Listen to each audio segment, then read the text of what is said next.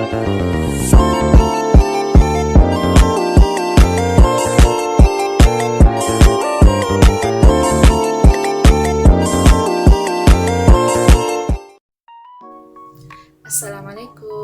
halo semuanya. Perkenalkan, nama saya Rahmi Ayunda Simanjuntak dengan NIM 2312020052.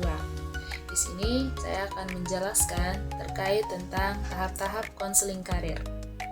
Konseling karir itu bukan sekedar proses membantu seseorang dalam memilih pekerjaannya, tetapi konseling karir adalah proses kolaboratif yang terstruktur antara konselor dan klien.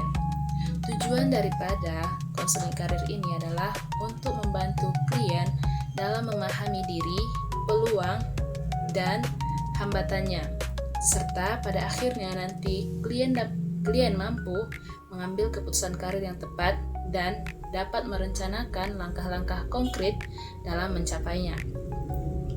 Dalam konseling karir ini, ada beberapa fase yang sangat penting dan memastikan bahwa eksplorasi dilakukan dengan mendalam dan rencana aksi dibuat dengan solid.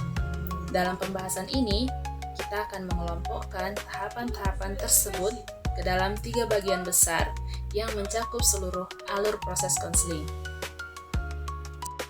Baik teman-teman, pada kesempatan kali ini saya akan membahas tentang fase dalam konseling karir.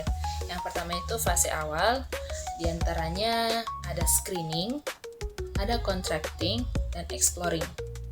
Screening adalah kontak atau pertemuan pertama dari konselor dengan klien.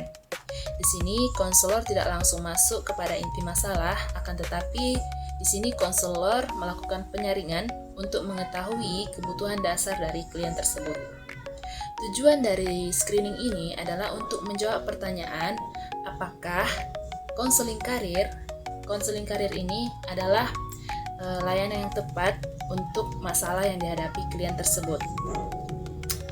Dan juga tahap screening ini konselor di sini mendengarkan keluhan awal dari klien tersebut terkait masalah pilihan jurusan, terkait ketidakcocokan di pekerjaan, atau ingin berganti karir.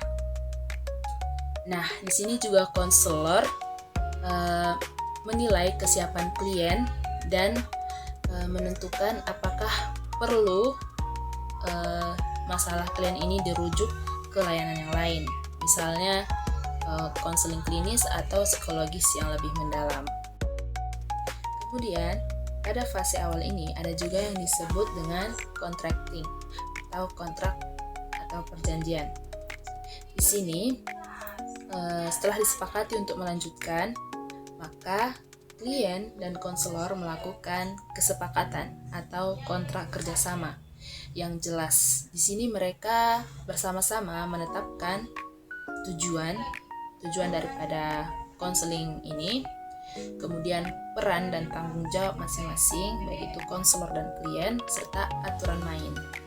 Dan kontrak ini akan menciptakan rasa aman, kejelasan, dan komitmen dari kedua belah pihak.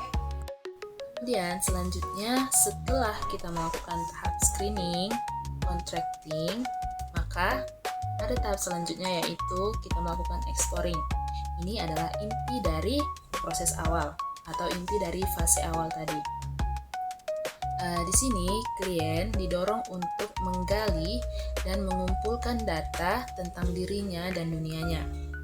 Eksplorasi dilakukan dengan 2 arah. Yang pertama ke diri sendiri, yaitu dengan cara menggunakan alat tes minat seperti Riasek atau Holland, kemudian tes kepribadian, tes inventory atau skill, atau menggunakan teknik wawancara mendalam.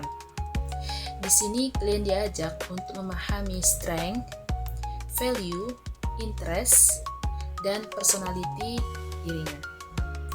Kemudian arah yang kedua, di sini kita membantu klien dalam mengeksplorasi informasi karir seperti persyaratan pendidikan, prospek lapangan kerja, tugas sehari-hari, gaji, dan gaya hidup yang terkait dengan berbagai profesi. Hasilnya nanti adalah pemetaan yang lebih jelas tentang siapa saya dan apa yang dunia tawarkan. Baik, selanjutnya setelah melalui fase awal tadi, yaitu melalui screening, contracting, dan exploring, maka masuklah kita kepada fase inti atau fase kedua yang disebut memungkinkan klien untuk memahami. Tahap ini adalah jembatan antara pengumpulan data dan pengambilan keputusan. Di sini, setelah semua data terkumpul dari tahap exploring, konselor membantu klien untuk memahami, menghubungkan, dan memberikan makna pada semua informasi tersebut. Ini bukan lagi tahap apa minat saya, akan tetapi apakah minat ini, apakah nilai-nilai saya sesuai dengan opsi karir yang disediakan, atau apa arti ini semua bagi masa depan saya. Nah, di sini konselor menggunakan teknik pengumpulan data seperti refleksi, penafsiran hasil tes, dan diskusi mendalam untuk membantu klien dalam menyadari pola, seperti menyadari pola bahwa minatnya yang kuat di bidang seni dan sosial misalnya, konsisten dari pengalaman kecil hingga kuliahnya. Kemudian sini konselor juga membantu klien untuk mengidentifikasi konflik atau kesenjangan antara nilai kestabilan finansial dengan minat di bidang seni yang prospeknya dianggap tidak pasti. Kemudian di sini konselor membantu klien untuk membuat koneksi yang logis, yaitu menghubungkan keterampilan analitis yang dimiliki dengan tuntutan pekerjaan sebagai market researcher. Nah, fase ini adalah proses penemuan insight atau pencerahan, di mana klien mulai melihat gambaran besar tentang dirinya yang berkaitan dengan dunia karir. Pemahaman ini menjadi dasar untuk mengambil keputusan yang bukan hanya logis, tetapi juga meaningful atau bermakna bagi hidup klien tersebut. Baik, kemudian yang terakhir adalah tahap akhir, yaitu tahap ini berfokus pada penerjemahan pemahaman jadi aksi nyata dan realistik. Yang pertama itu ada tindakan berdasarkan pemahaman yang diperoleh oleh klien, baik klien maupun konselor. Maka di sini klien didorong untuk membuat rencana aksi yang spesifik, terukur, dan realistis. Kemudian yang kedua ada hasil atau bisa juga dikatakan evaluasi, di mana di sini konselor dan klien mengevaluasi hasil dari seluruh proses dan langkah-langkah awal yang telah diambil.